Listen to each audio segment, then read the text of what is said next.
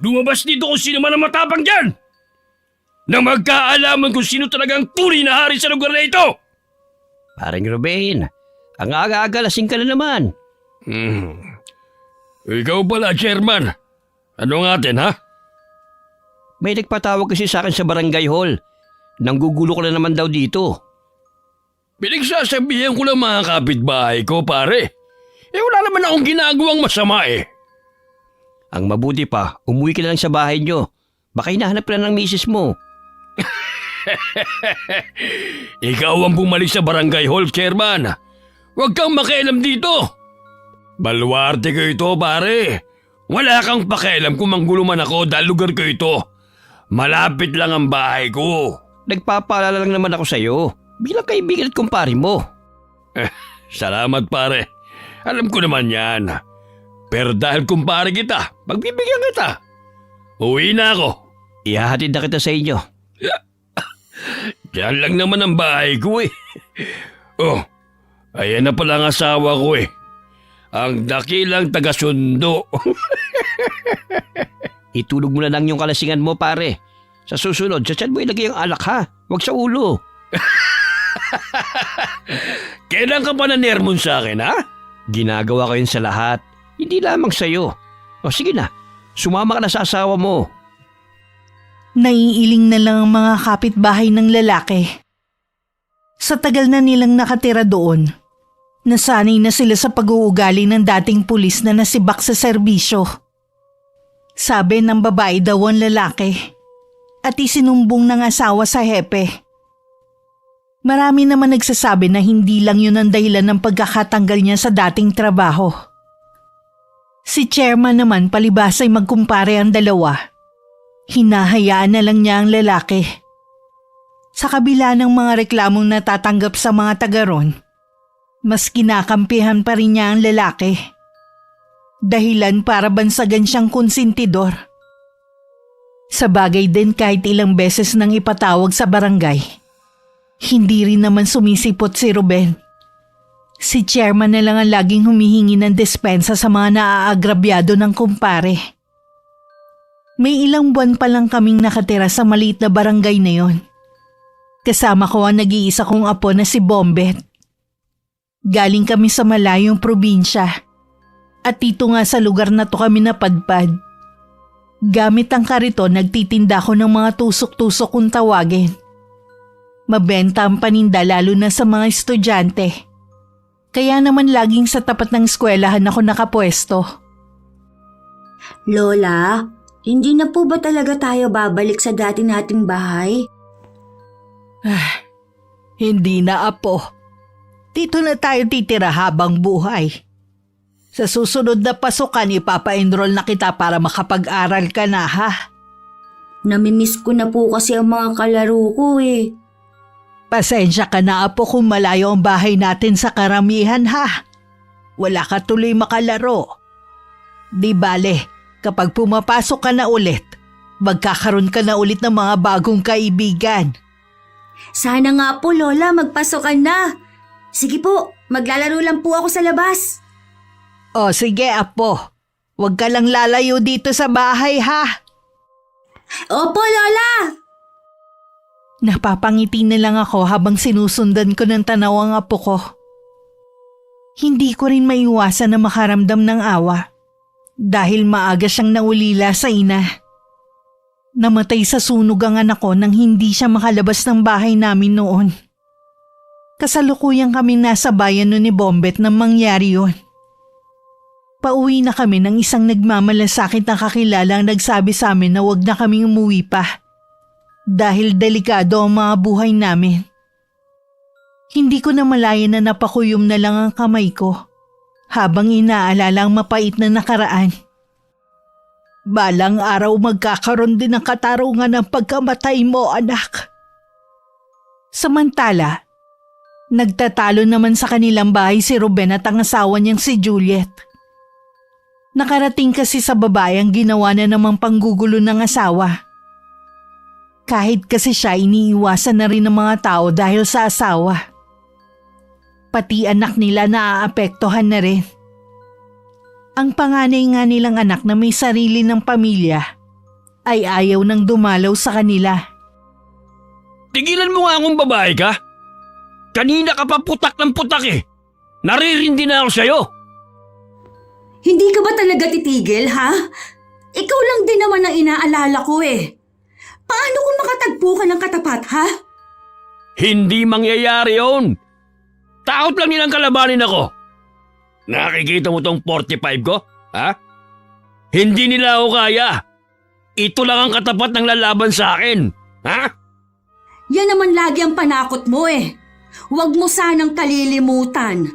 Wala ka na sa serbisyo. Baka dahil dyan sa ipinagyayabang mong baril makulong ka. Oh! Hindi na ako pulis ngayon. Dahil sa'yo. Sukot ba namang magsumbo ka sa hepe namin? E di pare-pareho tayong nawalan. Tama lang ang ginawa ko. Nagtatrabaho ka nga sa mga babae mo naman napupuntang kinikita mo. Tapos kami mga anak mo, naghihirap. Pwes, ikaw magpakakuba sa pagtatrabaho ngayon. Noon pa naman talaga, ako na ang bumubuhay sa pamilya natin. Eh yun naman pala eh. Kaya pabayaan mo na lang ako sa gusto kong gawin. Talaga bang hindi ka na marunong mahiya, ha? Hindi lang siguro makapagsalita sa'yo si chairman, pero siguradong napupuno na rin yung tao sa'yo. Bakit naman nasama sa usapan si paring Aldrin? Halos linggo-linggo na lang kasi merong reklamo sa'yo. Lagi ka nalang iniimbita, tapos hindi ka naman humaharap. Aba, daig mo pang nakakuha ng abogado sa katauhan ni chairman Mahiya ka naman sana. Wala na siyang ginawa kundi pagtakpan yung kabalastugan mo. Anong silbi ng pagiging magkumpare namin kung hindi niya ako matutulungan sa malit na kaso ko? Hindi na ako magtataka kung hindi na siya manalo sa susunod na eleksyon at dahil yon sa'yo. Tumigil ka na nga! Ang mabuti pa, kesa magbunga nga ka dyan, ipagtimpla mo na lang ako ng kape. Ewan ko sa'yo. Diyan ka lang magaling ang mag-utos. Gaya ko tindera din sa tapat ng eskwelahan si Juliet. Nung unang araw na nagtinda ko sa harapan ng eskwelahan, siya agad ang nakipaglapit sa akin. Hotdog sandwich naman at iba't ibang palamig ang kanyang tinda. Wala akong kaalam-alam noon na ang sinasabi nilang siga sa lugar na yun ay mismong asawa ng babae. Araw-araw kong hinihila ang kariton na pinaglalagyan ng mga paninda ko. Si Juliet naman ay may sariling pwesto. Siya mismo nagsabi na doon ako pumwesto sa tabi ng tindahan niya. Nang araw na yun naabutan ko na siya sa tindahan niya. Abala na sa pag-aayos ng mga paninda. Natanghali po yata kayo ng dating Aling Belen. Oo nga Nanakit na naman kasi ang balakang ko kagabi. Kaya tinanghali ako ng gising. Kumusta naman po ang pakiramdam niyo ngayon? Ayos na naman. Tinapalan ko na ng dahon na may langis. Tapos ang bigat pa po ng food cart niyo. Hindi niyo naman po kasi pwedeng iwan dito. Baka mawala. Huwag ka mag-alala. Kasama ko naman ang apo kong si Bombet. Siya ang katulong ko sa pagtutulak nitong kariton ko. Mabuti nga po at kasama niyo si Bombet. Aling Belen, huwag niyo sanang mamasamain ang pagtatanong ko ha. Matagal ko na kasing gustong malaman kung may iba pa kayong pamilya. Dapat po kasi sa edad niyong yan, nasa bahay na lang kayo. Masyado na po kasing mabigat ang ginagawa ninyong trabaho. Wala naman kasi kung pagpipilian Ito lang ang naiisip kong paraan para mabuhay kami ng apo ko. Ang nanay naman kasi ni Bombet na nag-iisa kong anak namatay sa sunog sa probinsya namin. Iyon po ba ang dahilan kung bakit kayo napadpad dito sa lugar namin? Oo. Gusto naming makalimot ng apo ko. Kung mananatili kami doon, lagi lang namin maaalala ang nangyari. Sa bagay nga po. Pasensya na po kung inungkat ko pa ang nangyari sa inyo. Naalala niyo pa tuloy yun. Wala yun, iha. Ilang sandali pa naging abala na kami pareho ni Juliet. Ilang minuto na lang kasi break time na ng mga estudyante. Hanggang hapon kami nagtitinda roon. Minsan kapag maagang nakakaubos ng paninda, nauuna na ako sa babae na umuwi. Habang abala ko sa aking ginagawa, pasulyap-sulyap ako sa apo ko na mag-isang naglalaro. At minsan nahuhuli kong nakatingin sa loob ng gate. Alam kong gustong-gusto na niyang pumasok muli sa eskwelahan. Konting panahon na lang naman ang paghihintay mo, apo.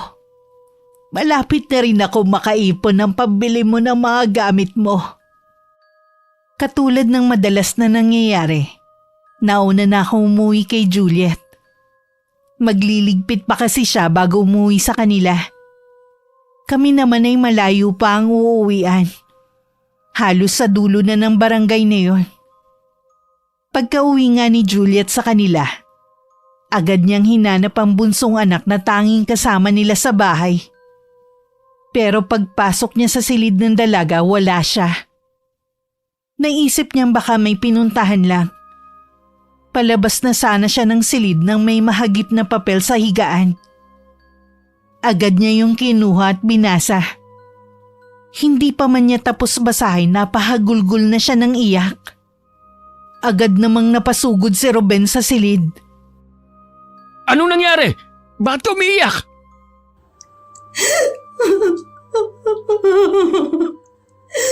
Ang anak natin, Ruben.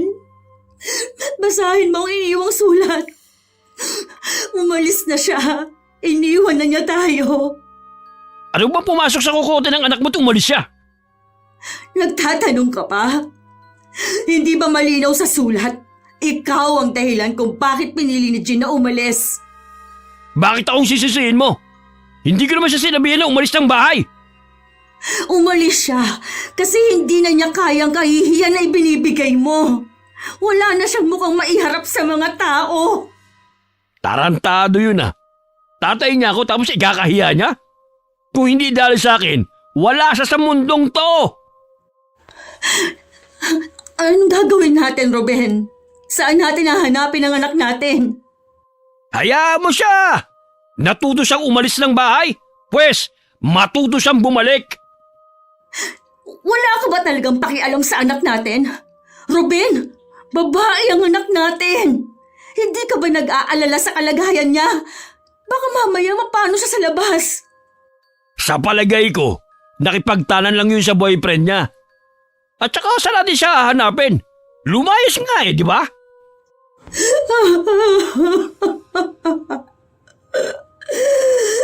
Walang dapat sisihin kundi ikaw kapag may masamang mangyari kay Jean. Oy, wag mo nga akong magsisisi ha? Kumilos ka naman. Gumawa ka ng paraan kung paano natin mahanap ang anak natin. Oo na! Malilintikan talaga sa akin ng babaeng yun oras na malaman ko kung nasaan siya. Baka naman lalo siyang magtago kung ganyan ang paraan mo. Hayaan mo na lang ako sa diskarte ko. Ang mahalaga, maibalik natin dito ang anak natin. Kahit si Juliet ay naghanap na rin sa anak. Kung kani-kanino siya nagtanong pero walang makapagsabi kung nasan ang dalaga. Pinablotter na rin nila sa barangay hall ang anak para mapabilis ang paghahanap. Pero makalipas nga ang 2 araw, tumigil na rin sila sa paghahanap. Isang kaibigan kasi ng anak ang nagsabi kay Juliet na sumama na ang dalaga sa boyfriend nito. Nang araw na yun nagmumukmuk lang si Juliet sa bahay nila. Ilang araw na rin siyang hindi nagtitinda. Dumating naman ang asawa na inakala ni Juliet galing sa paghahanap sa anak nila. May balita ka na ba kay Jean? Galing ako sa kumpare ko. Hindi galing sa paghanap sa sutel nating anak. Uminom ka na naman ba? Bakit? Amoy alak ba ako? Saan ka nga galing? Sa bahay nga ng kumpare ko. Mas inuuna mo pa talaga ang kumpare mo kaysa hanapin si Jean. Sinabi ko naman sa'yo, wala na akong pakialam sa babaeng yun. Sino ba naman gaganang hanapin siya? Para sagot naman sa akin. Buti na nga nawala siya rito sa bahay. Wala pang sakit ng ulo. Ay, siguro nga. Masaya na si Jean kung saan man siya naroon. Pero sana man lang, nagpaalam siya sa akin. Kung sakali bang nagpaalam siya, papayagan mong umalis? At bakit hindi? Katulad ng mga kapatid niya. Alam ko na nahihirapan na rin siya dito sa bahay. Kaya papayagan ko naman siya. Mga walang utang na loob ang mga anak natin. Pagkatapos natin palakihin at pag-aralin, hindi pa naman sila nakakabayad ng utang na loob. Basta na lang tayong nilayasan. Hindi naman nila tayo obligasyon na buhayin. Tayo ang may obligasyon sa kanila. Hindi pa ba sapat ang pagbuhay natin sa kanila? Wala sila sa kinilalagyan nila kung hindi dahil sa atin. Naiiling na lang si Juliet sa mga pinagsasabi ng asawa. Mabigat man sa dibdib niya, tinanggap na lang niya ang pag-alis ng anak. Para kahit papano malibang, kinabukasan ay bumalik na lamang siya sa pagtitinda niya. Maaga siyang dumating sa pwesto niya. Wala pang ganong mga estudyante ang pumapasok. Nakapag-ayos na siya ng mga paninda nang dumating kami ng apo ko. Agad ko siyang kinumusta at tinanong kung bakit ilang araw na hindi nagtinda. Nalungkot naman ako sa ibinalita niya. Nanay din ako, kaya alam ko ang nararamdaman niya. Hay, mga kabataan talaga ngayon. Masyadong padalos-dalos magdesisyon. Hindi man lang iniisip ang mga magulang na mag-aalala sa kanila. Kaya nga po, nagpunta na lang ako dito para magtinda. Parang pakiramdam ko, mababaliw lang ako sa bahay kakaisip sa kalagayan niya. Makakaisip din ang anak mong umuwi kapag nahirapan siya. Hindi naman po ako galit sa ginawa ng anak ko. Saan naman lang kasi nagsabi siya. O di kaya tinawagan niya ako kung nasaan siya ngayon. May problema ba sa bahay niyo kaya naglayas ang anak mo? Hindi po sila magkasundo ng asawa ko. Lahat po ng anak namin mas pinili na umalis na lang. Masyado bang strikto ang asawa mo? Oho, batas po ang bawat salita niya sa bahay namin. Pasensya ka na sa pangingialam ko ha. Pero sabi ko nga sa'yo, iba na ang mga kabataan ngayon. Mentras na paghigpitan ng mga yan, lalong magre-rebelde. Mas maigi pang kaibiganin sila para malaman ng mga ginagawa nila kesa na maglihim. Hindi naman po kasi nakikinig sa akin ang asawa ko . Lagi na lang kami nagtatalo. Ganun ba? Pasensya ka na, iha. Wala kasi ako sa posisyon para saklawan kayong mag-asawa. Yun lang ang masasabi ko sa ngayon. Basta kapag may problema ka, handa akong makinig. Malaking tulong na po sa akin ang pakikinig niyo sa akin ngayon. Sa totoo lang po, wala talaga akong mapagsabihan ng mga problema ko kundi kayo. Maiba nga pala ako. Ano ba ang ugali ng asawa mo? Maliban sa pagiging istrikto niya sa mga anak niyo. Kilala po ang asawa ko dito sa atin. Kapag nagtagal po kayo, makikilala niyo rin siya. Hiling ko lang sana, huwag mag-cruise ang landas ninyo. Sa liit ng barangay natin, malabong hindi kami magkita. Iba po talaga ang ugali niya. Mahirap ipaliwanag. Lahat ng tao dito, takot sa kanya. Sa tanda ko lang ito, marami na akong nakilalang iba't ibang tao. Kung sakali man na magkakaharap kami, hindi na ako magugulat sa ipapakita niyang ugali. Ay, naku! Napahaba na po pala ang kwentuhan natin. Malapit na po mag-break time ang mga estudyante. Nawala na nga rin sa isip ko. Mamaya na ulit tayo magkwentuhan ha. Mga paninda muna natin ang intindihin natin. Nang sumunod na sandali, abala na kami ni Juliet. Dahil ilang araw siyang hindi nakapagtinda, dinagsa ng mga bata ang tinitinda niyang hotdog sandwich. Nung hapon biglang bumuhos ang malakas na ulan, kaya hindi agad kami nakauwi. Malapit nang dumilim nang tumila ang ulan. Para mapadali ang pag-uwi namin ng apo ko, sa shortcut na lang kami dumaan. Kaya naman hindi namin nakasabay sa pag-uwi si Juliet. Pagdating niya sa bahay nila, nadatnan pa niya ang asawa na kausap si Chairman. Chairman, napadalaw ka dito sa amin. Anong meron? Ikaw pala, Mare. Kinakausap ko lang si pare. Tungkol naman saan? Ay, tungkol sa isang reklamo ng kabarangay natin. Na naman? May bago ba? Ano naman ang inireklamo sa'yo, Ruben? Huwag ka na makialam rito, Juliet. Mabuti pang pumunta ka na lang sa kusina. Wala pa tayong sinahing eh. Anong wag mang alam? Asawa mo ko. Tuwing may gulo kang ginagawa, pati ako damay. Wala na ngang gusto makipagkaibigan sa akin eh, dahil sa ugali mo. Eh sino ba namang makikipagkaibigan sa'yo? Sa bunganga mo pa lamang, nakakarindi na. Chairman, ano na naman ba ang ginawa ng asawa ko? Meron kasi siyang tinutukan ng baril kanina. Ang totoo niyan, dahil lamang dito. Bisita siya ng taga rito na siyang naghahabla kay pare. Ha? Tinutukan mo ng baril yung tao? Bakit mo naman ginawa yon? Paano ang yabang eh? Hindi yata sinabihan ni Lito kung sino ako rito. Siya pa tong matapang. Bakit mo nga tinutukan ng baril? Wala naman yatang ginagawa sa'yo. Anong wala? Ipinarada niyang tricycle sa tapat natin. Alam naman ng mga taga rito na sa lahat ng ayoko, yung gawing paradahan ng tapat natin. Yun lang? Nanutok ka na ng baril? Pwede mo namang kausapin na maayos. Tsaka, ang luwang-luwang ng harapan natin. Hindi naman siguro habang buhay na paparada ang tricycle niya sa tapat natin. Kahit na, tapat pa rin natin yan. Ayoko sa lahat na mayroong paparada dyan. O paano yan? Nirereklamo ka. Eh di haharapin ko. Hindi naman ako takot sa kanila eh.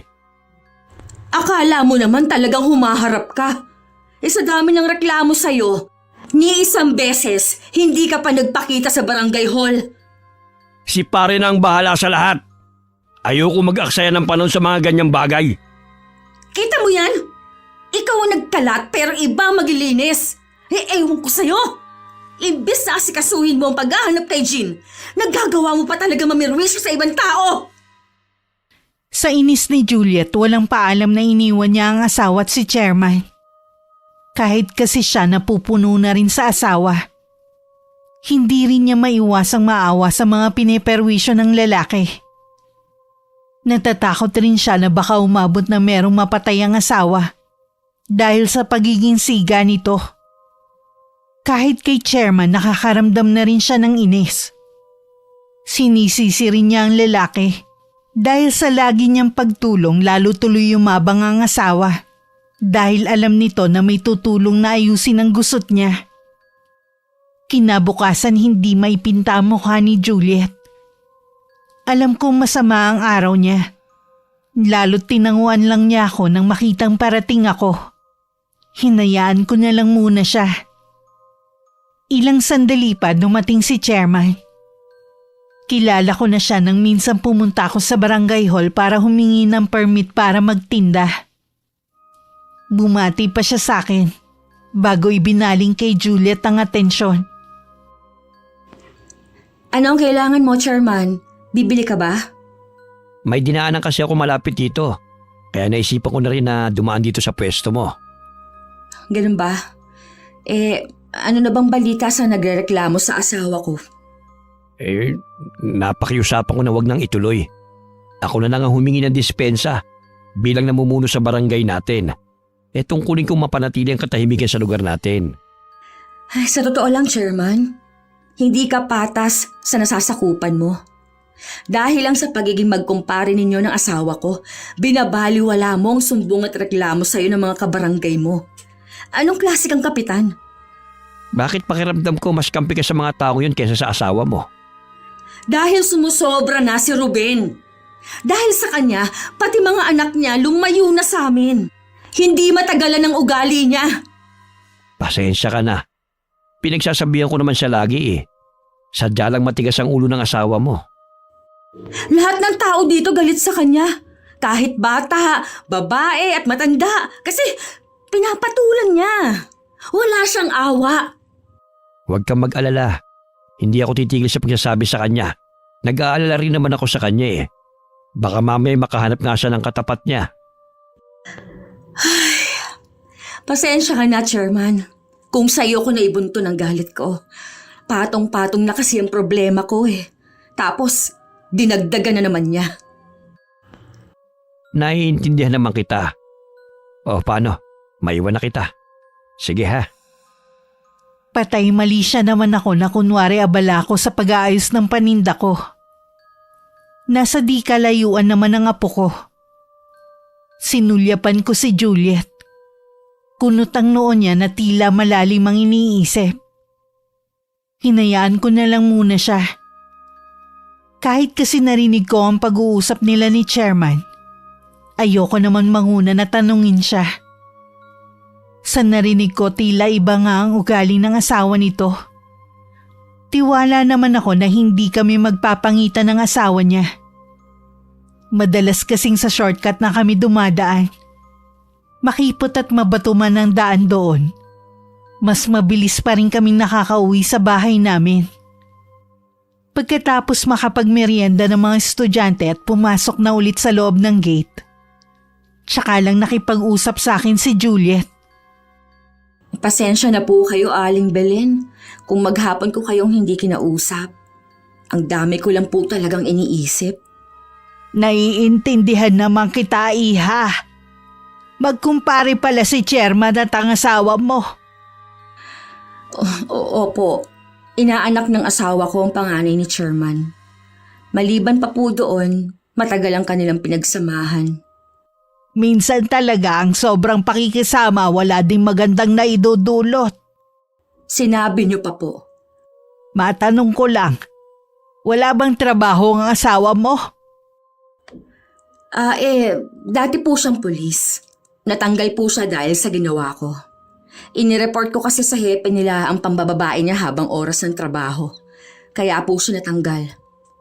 Hindi ko naman po kasi alam na pwede pala siyang matanggal eh. Kaya din siguro hindi mo siya maiwan dahil nakukonsensya ka sa ginawa mo. Siguro nga po, pero umaasa pa rin ako na magbabago siya. Ang pagbabago nasa mismong katawan. Kahit anong payo at pagsasabi mo, kung hindi naman gusto ng taong yun, papasok at lalabas lang yun sa tenga niya. Ilang beses na nga po yan sumagi sa isip ko eh. Pero maniwala ka, habang may buhay may pagkakataon pang magbago ang asawa mo. Pero nasa iyo pa rin kung mananatili ka sa tabi niya. Napatitig na lang sa akin si Juliet. Batid ko namang naiintindihan niya ang ibig kong ipakahulugan. May palagay rin kasi ko na kahit payuhan ko siya na iwan ng asawa, hindi rin niya ako pakikinggan. Nauna kaming umuwi ng apo ko. Lingid sa akin may ilang minuto pa lang akong nakakalis nang dumating naman si Ruben. Mukha siyang maamong tupa sa harapan ng asawa. Maski si Juliet nagulat sa biglang pagsulpot ng asawa. Oh, anong nakain mo at nandito ka ngayon? Alam kong nahihirapan ka sa paghahakot pa uwi ng mga ginagamit mo. Kaya sinundo na kita. Parang napipilitan ka lang naman eh. Imbis na magpasalamat kung ano-ano pang iniisip mo. Konti lang naman to eh. Dahil iniiwan ko ang iba. Buti inabot mo pa ako. Ikaw lang bang nagtitinda rito? Meron akong katabi dito, si Aling Belen. Sayang nga, hindi mo siya inabot. Kaalis lang nila ng apo niya. Ang tinda naman niya yung mga tusok-tusok katulad ng kwek-kwek, fishball at kikiam. Saan ang pwesto niya? Dito sa tabi ko. Sabi ko kasi dito na lang siya pumwesto. May food cart sila eh. Araw-araw nila inuuwi yun. Bakit mo naman hinayaan na dito pumwesto sa tabi mo? Dapat doon siya sa malayo. Bakit naman? Ang bait kaya nung matandang babae. Pagdating sa negosyo, lahat karibal mo. Imbis na sa'yo lamang ang mga customer mo, mahahati pa mga bumibili. Wala namang kaso yun sa akin. Magkaiba naman kami ng paninde. Kahit na. Bukas, paalisin mo na siya rito ha. Ayoko itatabi niya ang food cart niya rito. Wala kang karapatan na gawin yan. Kung dito ka naman manggugulo, mabuti pang wag ka nang pupunta dito kahit kailan. Ikaw lang naman ang iniisip ko eh. Huwag mo sanang masamain. Lahat ng ginagawa mo masama sa akin. Binabalaan kita, Ruben. Ha? Wag na wag mong guguluhin si Aling Belen. Para na rin ako nagkaroon ng ina sa katauhan niya. Mas kinakampihan mo pa talaga ang ibang tao kaysa sa sarili mong asawa?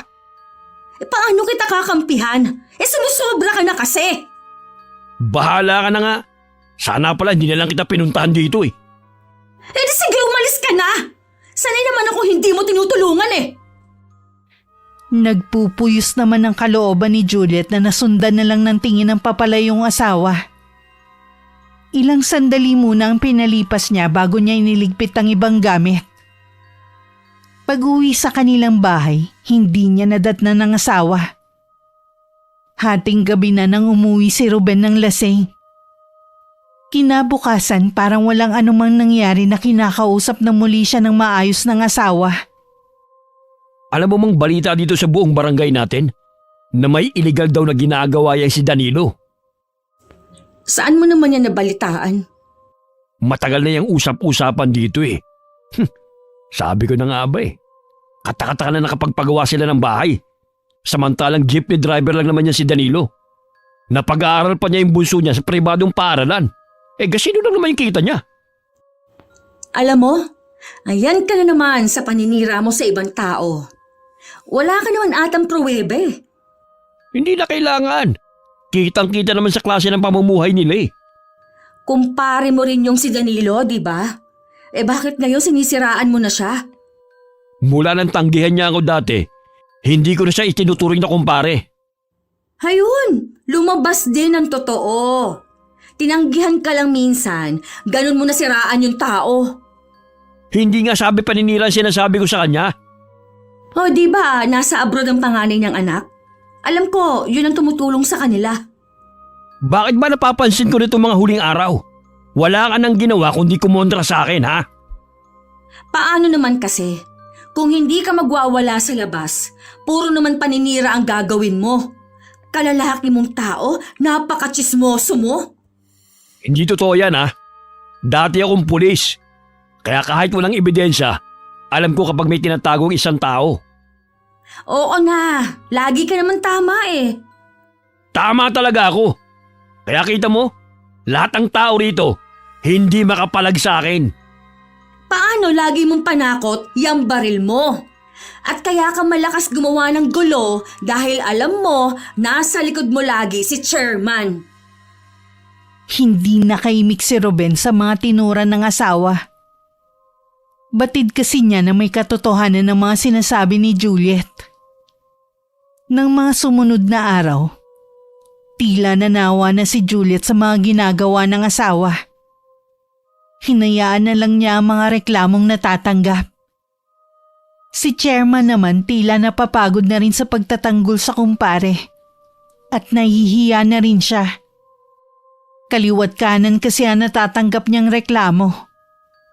Halos ang buong record book ay blatter laban kay Ruben. Mukhang problemado ka pa rin, Iha. Tungkol pa rin ba sa anak mong naglayas? Hindi po, Aling Belen. Nagkausap na po kami ng anak ko. Nasa maayos naman daw siyang kalagayan. Gusto nga niyang magbakasyon ako kung nasaan siya. Bakit hindi mo paunlakan ang imbitasyon ng anak mo? Siguradong namimiss ka na niya. Gusto ko nga rin po sana, kaso po wala mag-aasikaso sa asawa ko kapag umalis ako. Oo nga pala. Kumusta na pala ang asawa mo? Ganun pa rin po. Wala na talagang pagbabago. Lalo pa nga pong lumala. Payo ko lamang ito ha. Nasa iyo kung susundin mo. Kung ako sa iyo puntahan mo muna ang anak mo. Hayaan mo muna mag-isa ang asawa mo. Malay mo magbago-bago kapag nawala ka. Para sa akin kasi, mas mahalaga ang anak kaysa kabiyak. Pag-iisipan ko po ang sinabi ninyo. Ay, kaya ko to nasabi dahil namimiss ko na rin ang anak ko, ang nanay ng apo ko. Nung araw na namatay siya, may samaan kami ng loob. Kaya kami lang ng apo ko ang pumunta nun sa bayan. Nabanggit niyo po dati na namatay sa sunog ang anak ninyo. Ano po ba ang nangyari? May napabayaan po bang gasera o hindi napatay ang apoy sa kalan? Hindi aksidente ang pagkamatay ng anak ko. Sinadyang sunugin ng mga tao ang bahay namin. Pinagbibintangan kasi ang anak ko na meron siyang binarang na taga sa amin. Ho? Totoo po ba ang barang? Hindi totoo ang bintang nila. Napakabait ng anak ko. Kahit kailan hindi niya yun magagawa. Nilangaw nga hindi niya magawang saktan. Tao pa kaya? Ay, grabe po talaga ngayon ang mga tao. Minsan, sila na mismong nag-aasal hayop. Para hindi madamay si Bombet sa galit ng mga tao sa amin, kinailangan ko siyang ilayo. Tama lang po ang ginawa ninyo. Ganon din ang gagawin ko kung sakali. Salamat, Iha. Kahit narinig mo na ang kwento ko hindi mo ko hinusgahan. Makasalanan din po ako. Wala po akong karapatan na husgahan kayo. Tsaka nararamdaman ko po na mabuti kayong tao. Unang kita ko lang sa inyo. Dumating ang bakasyon ng eskwelahan. Nang walang pasok, hindi muna nagtinda si Juliet. Samantalang kami ng apo ko tuloy pa rin sa pagtitinda. Kailangan ko rin kasi makaipon ng pambili ng gamit ni Bombet para sa pasukan. Naging mabilis ang mga araw. Labis ako nagpapasalamat sa araw-araw na biyayang natatanggap namin. Sa kabila kasi ng payak na pamumuhay namin, hindi ako nagkukulang sa aking apo. 1 linggo na rin siyang pumapasok. Dahil maaga ang pasok niya, mas nauuna na siya sa akin. Minsan hindi ako dumaan sa shortcut. May natumba kasing puno sa daan kaya hindi makadaan ang kariton ko. Nasa tapat na ako ng isang bahay na may mataas na bakod nang may maalala ko. Nako! Nakalimutan ko yung bag na may maraming barya. Ay talaga nga naman. Inilagay ko na yun sa lamesa nakalimutan ko pa rin. Kulang rin pala ang dala kong paninda. Itinabi ko na lang muna ang kariton sa tabi. Tsaka ako nagmamadaling umuwi sa bahay. Kaaalis ko lang noon nang bigla namang lumabas ng gate si Ruben. Biglang nag-init ang ulo ng lalaki nang makita ang kariton sa tapat ng bahay niya. Nagpalingalinga pa siya. Nagbabaka sakaling makita kung sino man ang may-ari noon. Dahil walang tao sa paligid ng mga oras na yon, wala siyang napagtanungan. Walang pagdadalawang isip na itinaob niya yon. Nagkalat sa kalsada ang mga panindang tusok-tusok at galon ng mantika. Maging ang lalagyan ng mga samalamig. Hindi pa siya nakontento. Sinira pa niya ang kariton hanggang matanggal ang mga gulong nun. Inapak-apakan din niya ang mga kwek-kwek, fishball at kikiam hanggang madurog ang mga yon. Ang eksenang yun ang naabutan ko. Hindi ako makapaniwala sa ilang minuto kong pagkawala yun ang aabutan ko. Nagsipaglabasan na rin ang mga tao sa kani-kanilang bahay. Narinig ko pa ang ilan na galit na sinasaway ang lalaki sa ginagawa niya. Dahil akin nga yun. Hoy, tanda! Sa ibang mga panindang to, ha? Anong ginawa mo sa mga paninda ko? Hindi ko gustong ginagawa mong parada ng harap ng bahay ko. Pero sandali lang naman ako umalis. May binalikan lang ako sa bahay. Bakit ganito naman ang ginawa mo sa kariton ko? Wala akong pakialam sa dahilan mo, tanda. Sa susunod, hindi lamang yan ang mangyayari sa mga paninda mo. Kapag inulit mo pa ang ginawa mong pagparada sa tapat ng bahay ko, Ang sama mo! Hindi ka na naawa! Alam mo bang yan lang ang hanap buhay ko? Paano na kami ngayon ng apo ko? Sinira mo ang kariton ko! Wala akong pakialam! Hindi ko na yung problema! Basta, tandaan mo lang ang sinabi ko ha. Kahit yung pagbumuka mo, ayoko nang makita sa tapat ng bahay ko. Sino ka para pagbawalan ako? Hindi mo pag-aari ang lugar na to! Siguro dayo ko lang dito.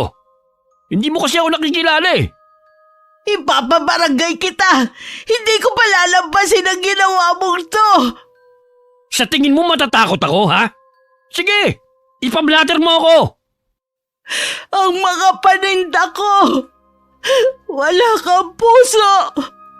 Wala kang awa! Ganyan talaga nangyayari sa mga katulad mong hindi marunong sumunod. Hindi pa nakontento ang lalaki.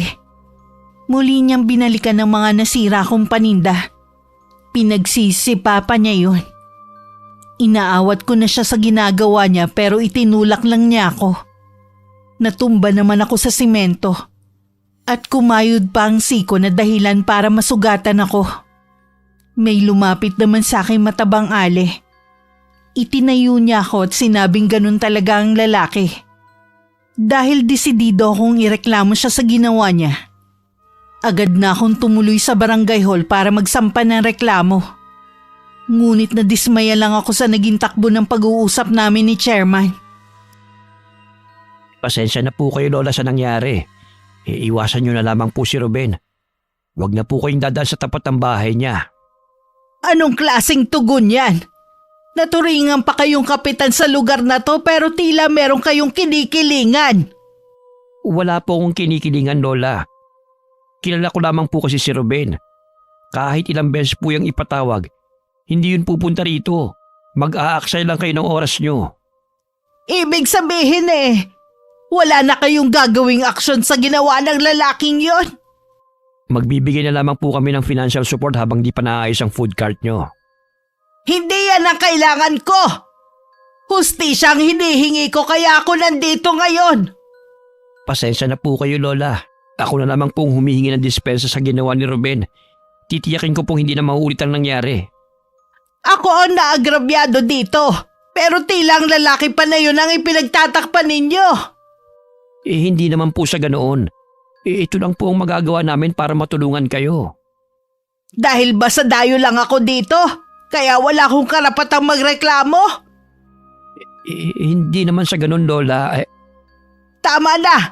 Ayoko nang marinig pa ang iba mo pang sasabihin. Sapat na ang mga narinig ko. Habang palayo ako sa barangay hall, matinding galit ang nararamdaman ko ng mga oras na yun. Sa likod ng isipan ko, isinusumpa ko na si Ruben. Nangako ko na gaganti sa ginawa niya sa kariton ko. Sa tagal ko na nabubuhay sa mundong ito, nun lang meron nagpasama ng loob ko. Kailanman hindi ko mapapatawad. Samantala sa bahay ng mag-asawang Ruben at Juliet, mainit ang kanilang pagtatalo. Dahil nakarating na sa babae ang ginawa sa akin ng asawa niya. Paano mo nagawa yun kay Aling Belen? Ganun ang napapala ng mga matitigas ang ulo. Parang ilang minuto lang na naiwan ng food cart ng matanda sa harapan ng gate. Sinira mo na agad? Wala akong pakialam kung ilang minuto lang niyang iniwan doon ang food cart niya. Alam naman nila na hindi ko gustong merong pumaparada sa tapat natin. Hindi alam ni Aling Belen yon. Ilang buwan pa lang silang nakatira dito. Pwede ngayon alam niya na. Kaya siguro naman, hindi niya na ulitin ang ginawa niya. Hindi na talaga. Dahil sinira mo ng kaisa-isang pinagkukunan ng hanap buhay nun matanda. Hindi ka na naawa sa kanya. Sana man lang, hinabaan mo na lang ang pasensya mo. Dahil lang sa matandang yun, inaaway mo na ako ha? Hindi lang siya basta matanda. Naging malapit na rin sila sa akin ng apo niya. Siya ang katabi ko sa pagtitinda sa eskwelahan. Mabuti palang sinira ko ang food cart niya. Wala ka ng karibal. Naghagawa mo ba talaga magsaya pagkatapos ng ginawa mo? Anong klaseng tao ka? Hindi ka na talaga magbabago. Sagad ang buto ng kasamaan mo. Oo na! Matagal ko nang alam yan! Hindi mo na kailangang ulit-ulitin pa! Hindi man lang kinakitaan ang pagsisisi ang mukha ni Ruben. Gusto sana akong puntahan ni Juliet para personal na humingi ng kapatawaran. Pero hindi niya alam ang saktong bahay namin ng apo ko. Nangako na lang siya sa sarili niya na ipagtatanong ang bahay ko para mapuntahan ako sa susunod na araw. Habang naghahapunan ng mag-asawa ng gabing yun, hindi pa rin iniimik ni Juliet ang asawa. Nagagalit pa rin siya dahil sa ginawa nito sa akin. Biglang tumayo si Ruben habang hawak ang tiyan. Nagtataka naman na napatingin sa kanya si Juliet. Oh, bakit? Bigla kasing sumakit ang tiyan ko eh. Ayoko na nga kumain. Baka na-impatyo ka na. Para akong nasusuka. Ang mabuti pa maupo ka na muna sa sala. Ililigpit ko lang ang pinagkainan natin. O sige, dito na lang ako. Pwede mo ba akong ikuha ng salabat? Teka lang, ikukuha kita. Baka may nakain lang ako na nakasama sa tiyan ko. Baka nga, o di kaya dahil sa kakainom mo yan. Oh, ito na ang salabat mo. Inumin mo muna habang mainit pa. Parang ayoko na niyan. Ha? Akala ko ba gusto mo to? Para kasi talaga akong masusuka. Mabuti pa siguro. Sa kwarto na lang ako. Itutulog ko na lang to. O sige, may gamot pa yata tayo dyan. Inumin mo muna para mawala ang sakit ng tiyan mo. Nasundan na lang ng nag-aalalang tingin ni Juliet ang asawa.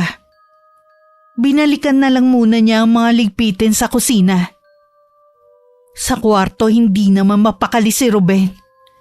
Patindi na kasi ng patindi ang pananakit ng tiyan niya. Minabuti niyang mahiga na lamang. Pero lalong sumama ang pakiramdam niya. Biglang pinanlamigan siya ng katawan at namumuo na rin ang butil-butil na pawis niya. May kung ano ring gumagalaw sa kanyang tiyan. Nakaramdam na rin siya ng pangangati at nang usisain niya puro pantal ang buong katawan niya. Katulad sa mamaso kung tawagin ng mga matatanda. Sa bigla niyang pagtayo sa higaan, doon na siya sumuka. Ganun na lang ang gimbal niya nang makitang may mga kasamang gumagalaw na uod at malilit na insekto ang sinuka niya. Agad niyang tinawag ang asawa. Diyos ko po! Ano nangyari? Uod ba yung mga gumagalaw na yan? Oo, mga uod at maliliit na insekto nga ang kasama ng suka ko. Ano ba kasing kinain mo? Huwag mong sabihin na kumain ka ng hilaw. Mali ka ng iniisip mo. Wala akong kinain na hilaw na pagkain. Tignan mo to. Kanina, wala ka pa namang pantal-pantal ha. Bakit ngayon meron na? Hindi ko alam. Masama pa rin ang pakiramdam ko. Mabuti pang dali mo na ako sa ospital. Humingi ka ng tulong sa mga kapitbahay natin, dali! Oo, teka lang. Hintayin mo ako dito. Hihingi lang ako ng tulong. Bilisan mo, Juliet. Baka kung ano mangyari sa akin. Lahat na ng kapitbahay nila nilapitan na ni Juliet. Pero lahat sila'y may kanya-kanyang dahilan. Nagmamakaawa na sa kanila ang babae. Pero hindi man lang nila pinagbigyan si Juliet. Mangiyak-ngiyak na bumalik siya sa kanilang bahay. Labis naman ang panlulumo ni Ruben nang malaman na walang gustong tumulong sa kanila. Napilitan na lang silang tawagan at humingi ng tulong kay chairman. Agad naman nagpapunta sa kanila ng mga barangay tanod. Sila ang naghatid sa mag-asawa sa pinakamalapit na ospital. Pagdating doon, agad namang inasikaso ng mga doktor si Ruben. Kung ano-anong pagsusuri din ang ginawa sa kanya. Hindi pa rin bumabalik yung doktor na tumitingin sa akin. Anong resulta ng mga lab test ko? Wala pang resulta. Huwag kang mainip. Kagabi lang naman ginawa ang mga laboratory test mo eh. Yun na nga eh. Kagabi pa rin akong walang tulog dahil sa sama ng pakiramdam ko. Kahit kailan talaga. Magagaling lang talaga ang mga yan pagdating sa pera. Hinaan mo nga yung boses mo. Baka mamaya may makarinig sa'yo eh. O bakit? Totoo naman, di ba? Kaya maraming namamatay na pasyente. Dahil mas gusto nilang unahin ng pang-down kaysa gamutin. Ano bang ikinagagalit mo? Ginamot ka naman agad ah. Asikaso ka naman dito. Ang tagal nga ng resulta. Tsaka, wala man nang pumupunta rito para bigyan ako ng gamot. Kanina pa masakit ang tiyan ko. Tignan mo itong sugat ko. Hindi pa rin nila mapagaling. Ay, maghintay na lang tayo. Baka maya-maya nandyan na rin ang doktor. Kailan pa kapag patay na ako? Kapag ako nakalabas dito, babalikan ko ang mga yan. Tumigil ka na nga. Walang magagawa ang pagiging siga mo dito. Nakakahiya na yung inaasal mo. Bakit ako mahihiya? Dapat nga sila ang mahiya eh. Naturing ang mga doktor. Mga walang silbi. Kahit tumahimik na si Juliet, tuloy pa rin sa pagrereklamo ang asawa. Ilang sandali pa dumating na rin ang resulta ng mga laboratory test. Ngunit walang makitang diferensya o sakit kay Ruben. Dahil doon lalong nagalit ang lalaki. Nilait-lait pa niya ang mga doktor at nurse na matagal nag-aral pero hindi alam ang pinasok na trabaho. Wala namang reaksyon ng doktor at nurse na sinabihan ni Ruben ng kung ano-anong panlalait. Inaasikaso pa rin siya ng mga to habang nasa ospital. Sa loob ng 1 linggo wala pa rin pagbabago kay Ruben. Mas lalo pang lumalala ang kalagayan niya sa ospital. Ang mabuti pa, iuwi na lang kita sa bahay. Doon ka na lang magpagaling. Mabuti pa nga. Wala namang silbi yung mga doktor dito eh. Pasalamat ka nga at kahit lagi ka nagwawala, ginagamot ka pa rin nila. Tama lang. Yun ang trabaho nila eh. Nandun na tayo, pero sana maging maayos pa rin ang pagkikiharap mo sa kanila. Tama na nga. Ayusin mo na yung mga gamit natin. Gusto ko na makauwi sa bahay. Naayos ko na rin naman. Hinihintay ko lang na dumating yung doktor. Puntahan mo na.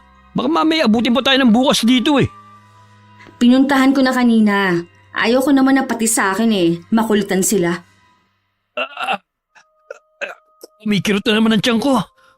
Pakiramdam ko. Ang dami niyang laman sa loob. Ano nga kayang sakit ang dumapo sa'yo? Bakit hindi makita sa test? Hindi ko alam. Baka kailangan sa espesyalista ako magpatingin. Siya nga pala.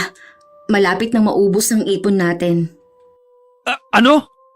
Paano mauubos yun? Gastusin pa lang dito sa ospital napakalaki na. Mahigit 1 linggo na rin akong hindi nakakapagtinda. Hindi rin nagpapadala ang mga anak mo kahit hiningan ko na sila ng tulong. Wala talagang kwenta ang mga anak natin. Unawain na lang natin. Baka mga gipit din sila. Ang sabihin mo, mga walang utang na loob. Alam mong mababait ang mga anak natin. Sadyang napuno na lang sila sa'yo. Kahit anong sama ko bilang ama, wala silang karapatan na talikuran tayo. Pasalamat nga sila eh. Nabuhay sila sa mundong to. Ay, tama na nga usapan ito. Napapansin ko kasi lalong sumasakit ang tiyan mo kapag nagagalit ka. Kahit sino naman magagalit sa serbisyo ng ospital na ito at sa mga walang utang na loob na anak natin. Muling sumuka si Ruben na may kasamang uod at maliliit na insekto. Isa rin yun sa hindi maipaliwanag ng doktor sa kanila. Mabuti na lang din sinundo sila ng ambulansya ng barangay sa utos rin ni Chairman. Akala ni Juliet bubuti na ang lagay ng asawa kapag naiuwi sa kanilang bahay. Ngunit sa kasamaang palad, lalong lumala ang kalagayan ng asawa. Lalong lumaki ang mga bukol ni Ruben sa katawan. Nagnanana na rin yun at may masangsang na amoy na lumalabas. Kahit si Juliet nakakaramdam na rin ng pandidiri. Madalas din sumigaw sa matinding sakit ang asawa. At minsan pa nga umuungol. Kahit walang nagrereklamo, alam niyang nakakaistorbo na sila lalo't sa hating gabi. Kung kailan tulog na ang lahat ng tao. Imbis din na makakuha ng simpatsya si Juliet sa mga kapitbahay nila, Tila natutuwa pa sila sa sinapit ng asawa. Narinig pa niya na karma na raw ang nangyayari kay Ruben dahil sa ugali. Nasasaktan man sa mga naririnig, mas pinili na lang ni Juliet na itikom ang bibig kesa makipagtalo. Bakit hindi ka lumalapit sa akin? Huwag mo sabihin nandidiri ka. Hindi naman sa ganon. Huwag ka na magkaila pa. Alam kong para akong bangkay na naagna sa itsura kong to. Siya nga pala, tumawag ang pinsan mo. Sinabi ko ang kalagayan mo. Pupunta daw siya dito. Bakit kailangan mo pang ipaalam sa kanilang kalagayan ko? Wala kasing gustong tumulong sa atin ng mga kapitbahay eh. Parang natutuwa pa sila sa nangyari sa'yo. Naniniwala sila na karma mo na yan dahil sa ugali mo. Kumanda sila sa akin oras na gumaling ako. Babalikan ko ang mga taong nagsabi niyan. Huwag mo munang isipin na makapaghigante. Ang unahin natin kung paano ka gagaling. Nagtanong na rin ako sa mga kamag-anak mo kung may kilala ba silang manggagamot. Kailangan ko magaling na doktor. Wala na tayong pera pang pagamot mo. Kaya nga humingi na ako ng tulong sa mga kamag-anak mo eh. Puntahan mo si chairman. Tiyak na tutulungan ako nun. Siya nga ang una kong nilapitan. Wala na raw siyang maitutulong sa atin. Marami na rin daw kasi ang nagagalit sa kanya dahil sa pagtatanggol sa'yo. Ano? Sinabi niya yun? Akala ko pa naman tunay siyang kaibigan. Tatalikuran din naman pala niya ako. Marami naman na siyang naitulong sa'yo noon. Hayaan na lang natin si chairman. Kasama siya sa babalikan ko. Oras na gumaling ako. Imbis na puro galit yung pairalin mo, bakit hindi ka nalang magdasal? Humingi ka sa Diyos ng kapatawaran sa mga nagawa mong kasalanan. Baka himala lang ang hinihintay natin para gumaling ka. Ngayon ka pa bang magpapakabanal? Tigilan mo nga ako, Juliet. Ang mabuti pa, iwan mo na lang ako dito sa kwarto. Ikaw na nga itong pinagmamalasakitan. Ikaw pa itong laging galit. Bahala ka na nga dyan. Iniwan na lamang ni Juliet ang asawa. Kasabay ng paglala ng kalagayan niya, lumala din ang pag-uugali ng asawa. Naiiling na lang siyang nagtungo sa kusina. Ngunit hanggang doon naaamoy ang malansang amoy na nagmumula sa sugat ni Ruben. Kinabukasan dumating na rin ang pinsang lalaki ni Ruben. May kasama siyang albularyo na agad na tiningnan ang kalagayan nito. Makalipas ang ilang oras na panggagamot kahit papano'y gumana ang pakiramdam ni Ruben. Ngunit lahat sila'y nagulat nang sabihin ng albularyo na may bumabarang sa lalaki. Ang tanging magagawa lamang niya ay maibsan kahit papano ang sakit na nararamdaman nito, pero hindi niya kayang pagalingin. Babalik na lang daw ang albularyo bukas. May kailangan pa kasi siyang gamutin eh. Sisikapin din daw niyang malaman kung sino ang gumagawa nito sa'yo. Sa dami ng mga taong may galit sa akin, mahirap nang malaman kung sino sa kanila. Magtiwala lang tayo sa albularyo. Nangako siya na lahat gagawin niya para malaman. Kung sakaling makilala niya, ano naman ang gagawin niya? Ruben, tayo ang gagawa ng paraan. Kailangan mong makahingi ng kapatawaran sa taong ginawan mo ng masama para bawiin niyang sumpa. Yun lang ang tanging paraan para gumaling ka. Wala rin naman palang silbi ang albularyo sinama ng pinsang ko eh. Pasalamat pa rin tayo dahil kahit papaano, naiibsan ang sakit na nararamdaman mo. Ang gusto ko, gumaling na ng tuluyan. Mangyayari lamang yan kung susunod ka. Ako nang nakikiusap sa'yo, babaan mo yung pride mo. Pagsisihan mo na rin ang mga nagawa mong kasalanan. Huwag mo nga akong turuan ng mga gagawin ko. Sige, ikaw ang bahala. Parang gusto ko na rin sumuko dahil sa ugali mong yan. Lahat na nga ginagawa ko para sa'yo eh. Makailang ulit pang bumalik ang albularyo sa bahay ng mag-asawa. Hanggang matukoy niyang ako ang bumabarang kay Ruben. At sinabi yun sa kanila ng albularyo. Nagbabala pa to bago umalis ng araw na yun. Kailangan makahingi sa akin ng kapatawaran si Ruben kung gusto niyang gumaling at mabuhay.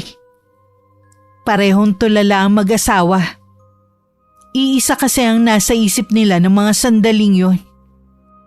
Kung matandang babaeng tinutukoy ng albularyo, isa lang nasa isip ko.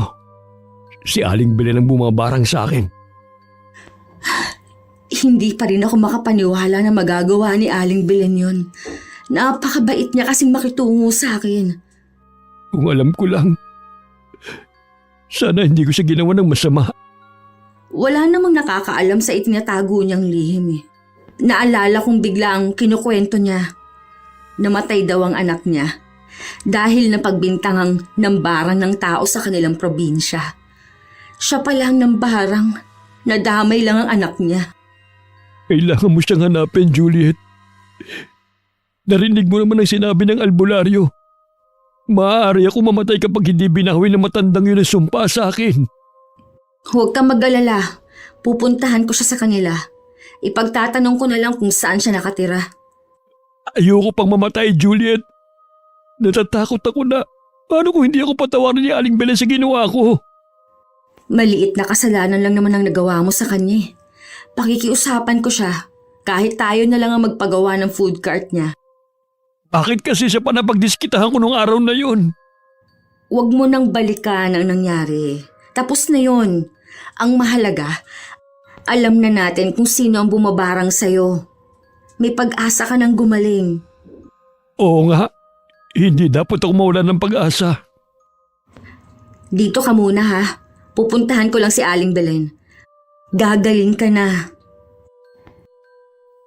Puno ng kumpiyansang umalis si Juliet sa bahay nila. Iniisip niya kasi dahil may pinagsamahan naman kami. Mapagbibigyan ko siya sa hiling niya.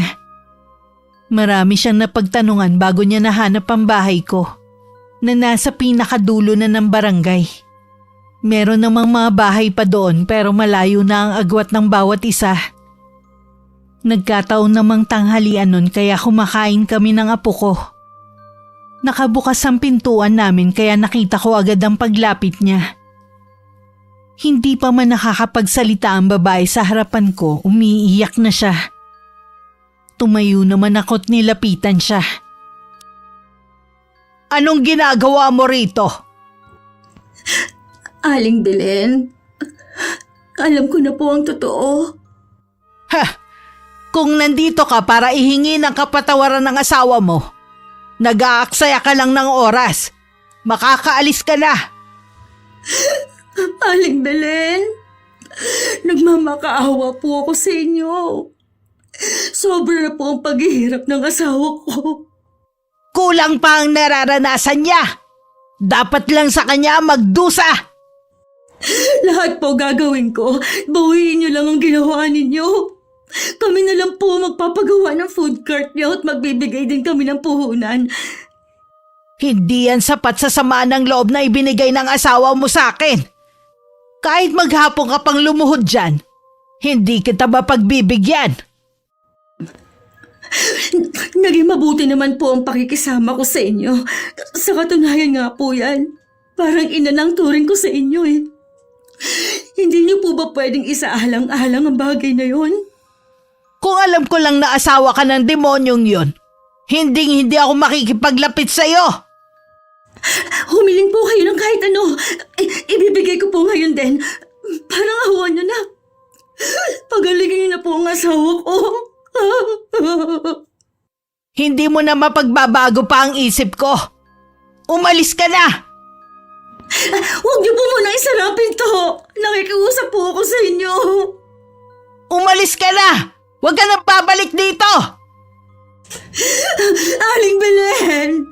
Buksan niyo po ito! Lola, ano pong kailangan ni Aling Juliet? Bakit po siya umiiyak? Huwag mo na lang siyang pansinin, Apo. Sige na, kumain ka na. Sige po, Lola. Kumain na rin kayo. Hindi pa po ako nakakatapos eh. Oo, Apo. Umalis na po yata si Aling Juliet. Oo nga. Sana wag na siyang bumalik dito at manggulo. Lola, kaya po ba kayo nagagalit din kay Aling Juliet dahil asawa niya ang sumira sa kariton natin? Hindi naman ako galit sa kanya. Kaya lang syempre kakampihan niya ang asawa niya. Alam ko naman na balang araw, mapapatawad niyo rin po sila. Ganun po kayo kabait. Sige na, ubusin mo na yung pagkain mo.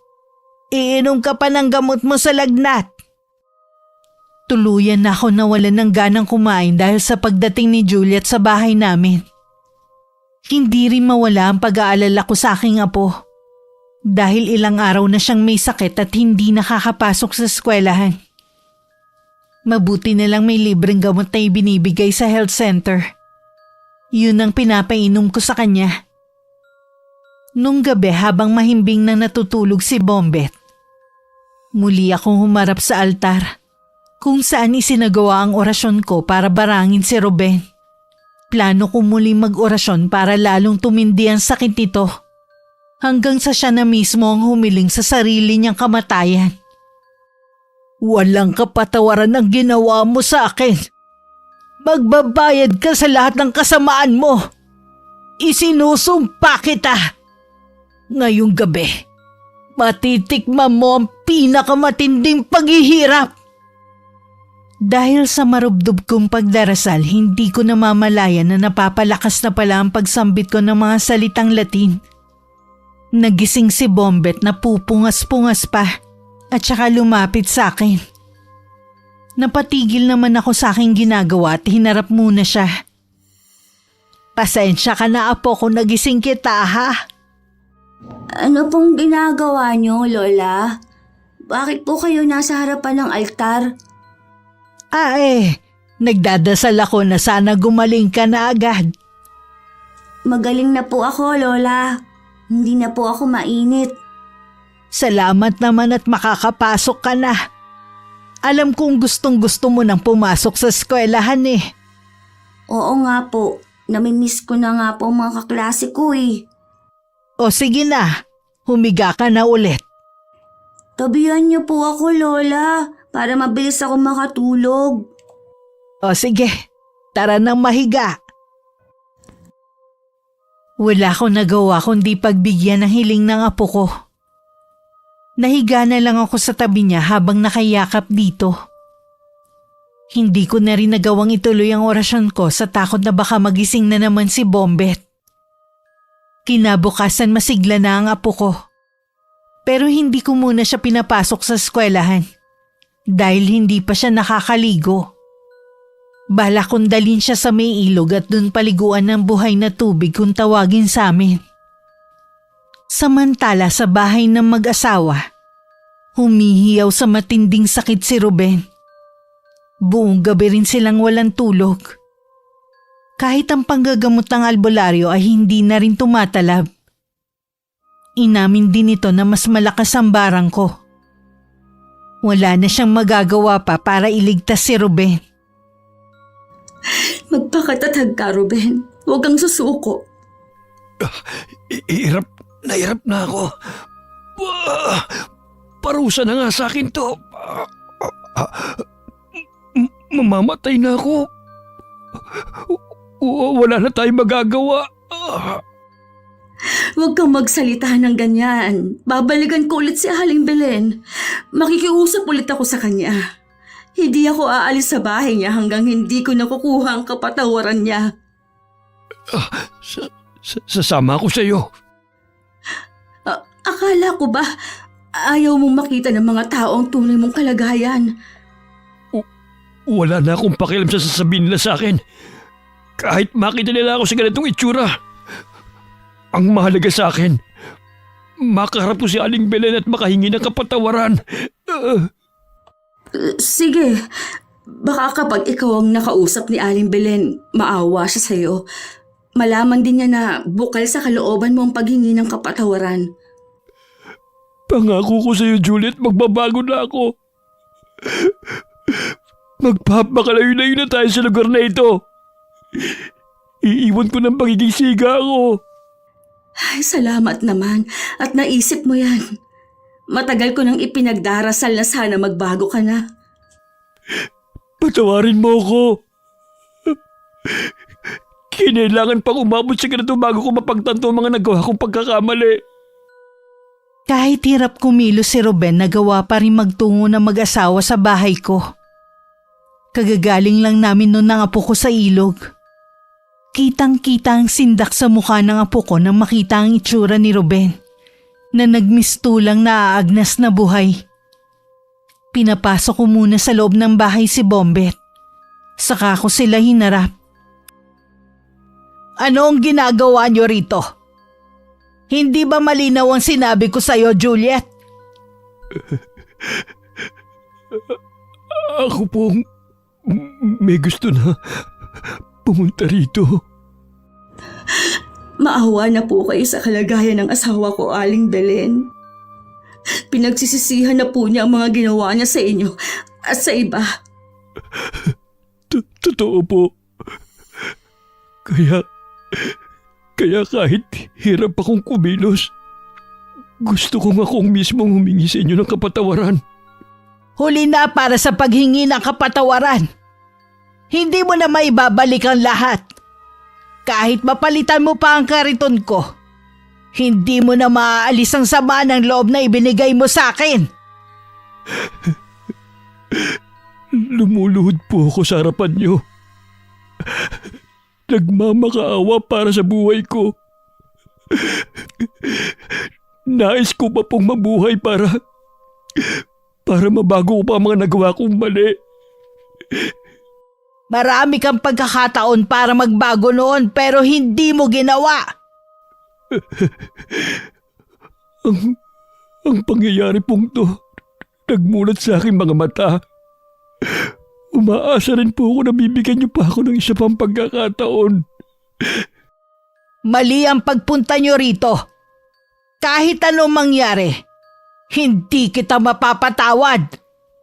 Hindi ko babawiin ang sumpang ginawa ko. Nag-aaksaya lang kayo ng panahon. Nagmamakaawa po ako sa inyo, Aling Belen. Patawarin niyo na po si Ruben. Kahit maghapon pa kayong lumuhod sa harapan ko, hindi na magbabago ang pasya ko.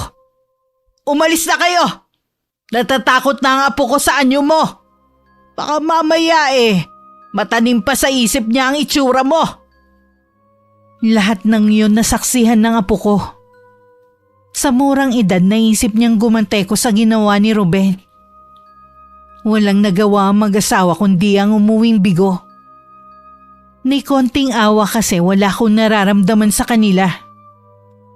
Pagpasok ko sa bahay, malungkot na nakatingin sa akin si Bombet. Hindi ko matagalan ng titig niya sa akin kaya umiwas ako. Naaawa na po ako kay Mang Ruben at Aling Juliet. Hindi po ba naging magkaibigan kayo? Bakit hindi nilang ibigay ang hinihingi nila? Apo, sa ngayon hindi mo pa maiintindihan. Pero balang araw sasabihin ko rin sa'yo. Alam ko po na ginantihan niyo si Mang Ruben dahil sa ginawa niya sa paninda natin. Pero Lola, di ba sabi po ninyo masama ang gumanti sa kapwa? Bakit po ninyo ginawa?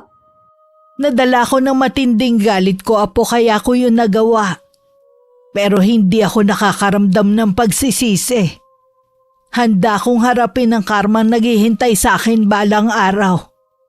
Nakikiusap po ako sa inyo, Lola. Alam ko po na may natitira pa rin pong kabutihan sa puso nyo. Patawarin niyo na po si Mang Ruben. Hindi ka ba nagalit sa ginawa niya? Nagalit po, pero ayaw ko pong gumanti. Sabi ng inay noon, hindi natutulog ang Diyos. Alam niya ang gumagawa ng masama sa kapwa. Ipasa Diyos na lang po natin ang ginawa ni Mang Ruben sa atin. Parang hindi ka 10 taong gulang kung magsalita. Pero bata ka pa.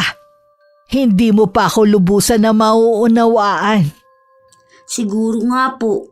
Pero mas gusto ko pong mamuhay tayo ng tahimik, Lola. Magagawa niyo lang po yun kung magagawa niyong patawarin ang taong nagkasala sa inyo. Ang Diyos nga po, nagagawang magpatawad eh. Kayo pa po ba? Napaamang na lang ako sa sinabing yun ng apo ko. Hindi ko magawang kontrahin ng mga sinabi niya. Tila may mainit na bagay ang humaplos sa matigas kong puso. Napaiyak na lang ako. Lumapit naman sa akin si Bombet at mahigpit akong niyakap. Nung gabing yun, tanggap na ni Ruben ang magiging kapalaran niya. Wala namang tigil sa pag-iyak si Juliet sa kanyang tabi. Gusto ko sanang nanditong mga anak natin kapag nalagutan ako ng hininga. Patawad kung wala sila dito. Hindi ko sila makumbinsi na umuwi eh. Gusto ko sanang bumawi sa kanila. Kaya lang, wala na akong oras. Nararamdaman ko na malapit na akong mawala. Ha? May kumakatok sa may pinto. Pasensya na, hindi ko marinig. Pati pandinig ko, tila humina na rin. Sandali lang ha. Titignan ko lang kung sinong kumakatok. Sige, baka bumalik yung albularyo. Nang makalabas ang asawa, nakaramdam naman ng antok si Ruben. Kahit tinaantok ang diwa niya, umuusal pa rin siya ng dasal. Hindi para sa kanyang sarili, kundi para sa mga taong naagrabyado niya. Nang pakiramdam niya parang hinihila siya sa kung saan, narinig naman niya ang tinig ng asawa. Dahan-dahan siya nagmulat ng mga mata. Ruben, may bisita tayo. Aling Belen? Ako nga. Gusto ko lang sabihin na binabawi ko na ang sumpa sa'yo. Maraming salamat po, Aling Belen. Akala po talaga namin wala lang po ang sa puso ninyong pagpapatawad. Nawalan na talaga kami ng pag-asa ni Ruben. Ang totoo niya, naliwanagan ako sa mga sinabi sa akin ng apo kong si Bombet. Hindi ko akalaing sa murang edad niyang yun, makakapagsalita siya ng ganon. Salamat kung ganon, Bombet. Napakabait na bata. Aling Belen, maraming salamat po sa inyo. Pangako po, aalis na kami ng pamilya ko sa lugar na ito. Magpapakalayo-layo na po kami para sa katahimikan ng mga taga rito. Alam ko kasi, habang nakikita nila ako, lagi lang nila maalala ang kasamaan ko.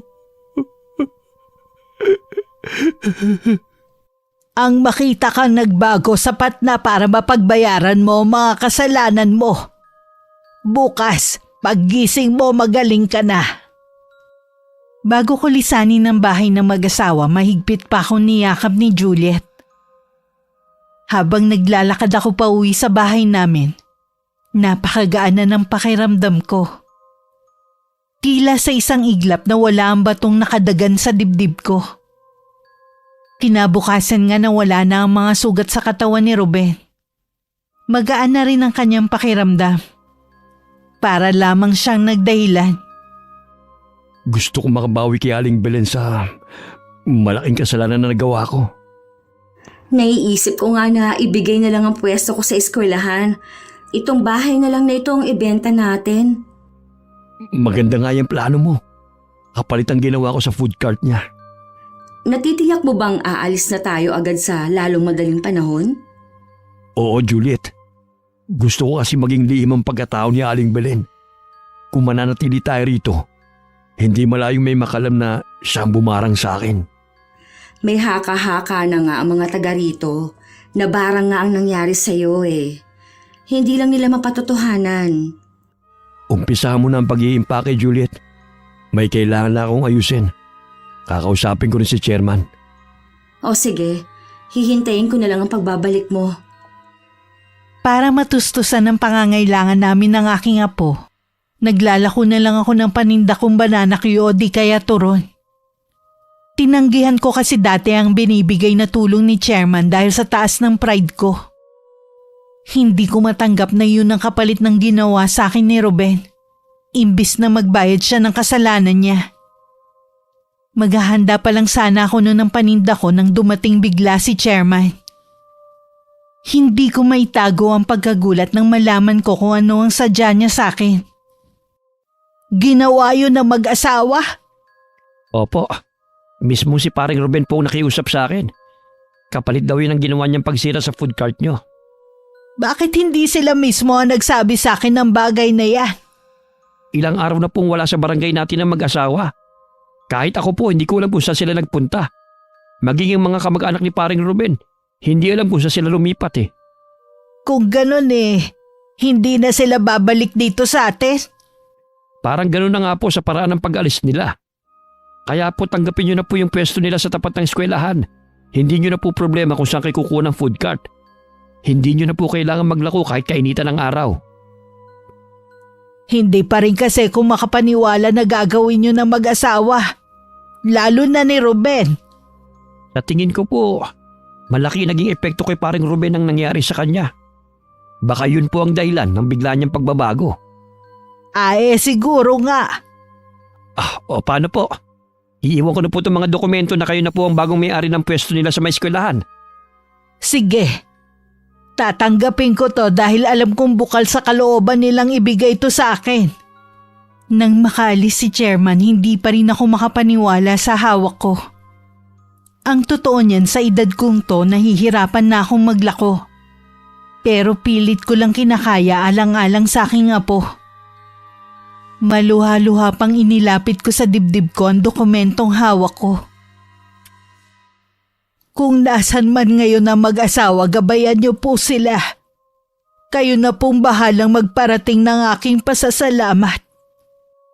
Naging maayos naman ang buhay namin ni Bombet sa lugar na yon. Kalaunan din naging alaala na lang sa mga taga roon ang tungkol sa kilalang siga na si Ruben. Mula nang umalis ang mag-asawa, wala na ako naging balita sa kanila. Walang nakakaalam ni isa kung nasan sila. Bago na rin ang kapitan sa barangay na yon. Mas patas at walang kinikilingan na pamumuno. Ako naman sa kabila ng maayos na buhay. Alam kong may kabayaran ng mga nagawa kong kasalanan. Handa naman akong harapin yon balang araw. Wakas. Lumabas dito kung sino man ang matapang dyan!